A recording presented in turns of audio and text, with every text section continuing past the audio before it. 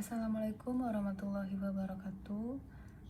Saya akan mempresentasikan CSS bagian lab ortodonti saya dengan jurnal yang berjudul Manajemen Ruang Anterior dengan PEC Lateral dengan pendekatan interdisipliner laporan kasus. Jurnal ini dipublikasikan oleh Dr. Sanjay Prasad Gupta, asisten profesor dan konsultan ortodontik pada Rumah Sakit Pendidikan Universitas Tribuhan Institut Kedokteran Kathmandu. Sebelumnya saya akan memperkenalkan diri saya.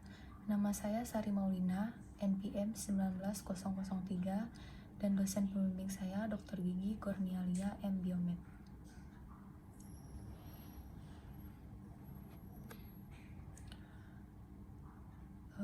Sebelum memulai kasus diskusi, ini ada kata pengantar. Anterior spacing adalah masalah estetika umum pasien selama konsultasi gigi.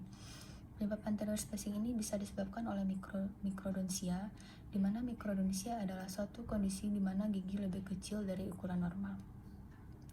Pada kasus ini terjadi mikrodonsia gigi incisivus lateral rahang atas yang disebut dengan istilah PEC lateral. PEC lateral adalah suatu kondisi yang memperlihatkan permukaan mesial dan distal mahkota yang membentuk seperti kerucut. Laporan kasus ini menggambarkan penata laksanaan pasien wanita dengan gigi anterior dan atas proklinasi. Jarak anterior atas deep bite dan pasak berbentuk gigi incisivus lateral kanan atas melalui pendekatan perawatan ortodontik dan restoratif.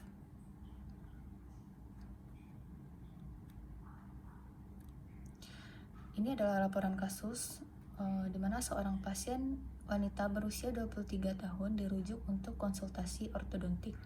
Keluhan utamanya adalah adanya celah di bagian depan rahang dan tidak memiliki riwayat keluarga dengan keadaan yang sama. Dan pasien juga tidak ada riwayat kebiasaan parafungsional. Pada pemeriksaan klinis yang dilakukan, ia memiliki profil cembung dengan wajah simetris dan bibir yang tidak kompeten. Pemeriksaan intraoral diketahui hubungan molar kelas 1 secara bilateral. Gigi seri mengalami PEC lateral di sisi kanan lengkung atas, kemudian terdapat celah antara gigi di depan dan deep bite. Kedua lengkung rahang atas dan rahang bawah pasien berbentuk U, dan pasien memiliki spasi di lengkung rahang atas.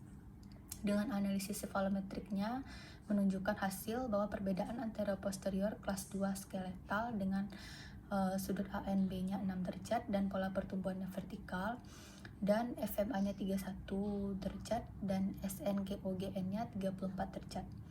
Radiografi panoramik menunjukkan adanya molar ketiga di lengkung rahang bawah dengan level tulang alveolar keseluruhannya dalam batas normal. Ini adalah foto pasien sebelum dilakukan perawatan. Dan ini adalah foto ronsen pada pasien.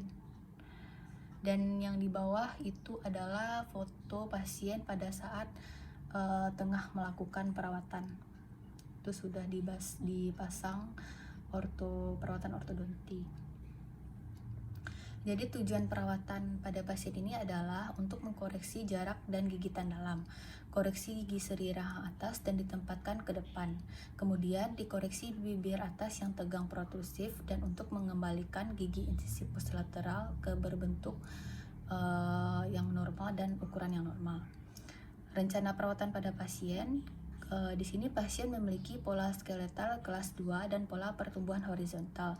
Tetapi karena pasien telah melewati fase pertumbuhan aktif, maka modulasi pertumbuhan tidak layak dan profil pasien tidak cukup buruk untuk dilakukan operasi ortognatik, sehingga akomodasi ortodontiknya saja yang direncanakan.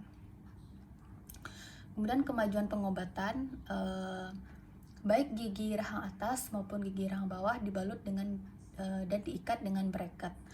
Kemudian lengkungan diselaraskan menggunakan urutan lengkung kawat dengan jenis kawat dan ukuran kawatnya 0,014 niti dan 0,016 niti. Kemudian kawat 0,018. Pengerjaan akhir dan perincian dilakukan dan alatnya dilepas. Tepat sebelum dibonding, gigi seri lateral atas dipulihkan dengan komposit untuk disimulasikan dengan gigi seri lateral. Jadi total waktu perawatan pada pasien ini adalah sekitar 10 bulan.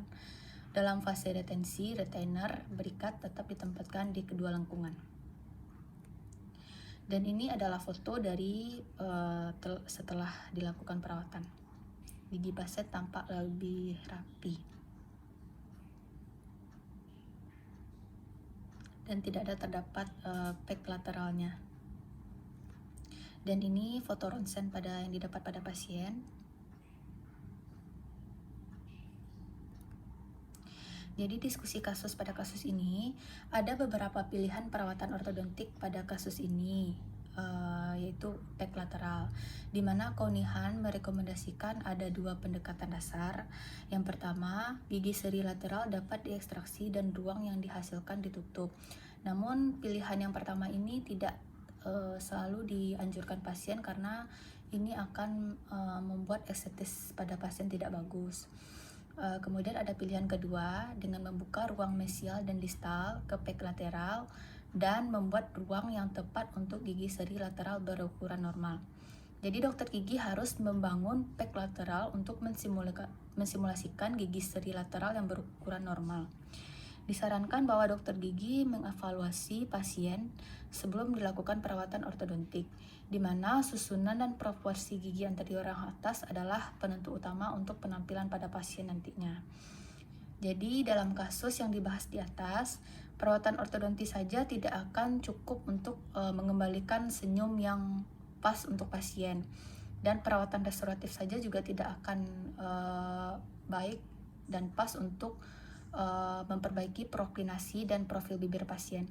Jadi di sini juga dibutuhkan multidisiplin pasien untuk berkonsultasi dengan dokternya agar perawatan nantinya berhasil dan hasilnya juga memuaskan.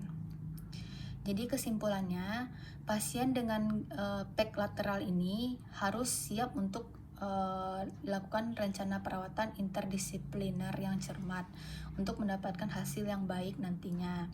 Jadi pendekatan bertahap dapat dilakukan dengan perawatan ortodontik sebagai bagian pertama dari rencana perawatan, kemudian diikuti oleh ikatan komposit. Langsung sederhana untuk merawat pasak lateral gigi sebelum fase retensi akhir dari perawatan ortodontik. Jadi kunjungan pasien harus dikoordinasikan dengan baik agar pasiennya juga disiplin sehingga perawatan ini dapat dilakukan secara efisien dan berhasil, dan nanti hasilnya juga akan memuaskan pasien. Sekian dari hasil presentasi saya. Jika ada kesalahan kata-kata, mohon maaf. Wabillahi taufiq wal hidayah. Wassalamualaikum warahmatullahi wabarakatuh. Terima kasih.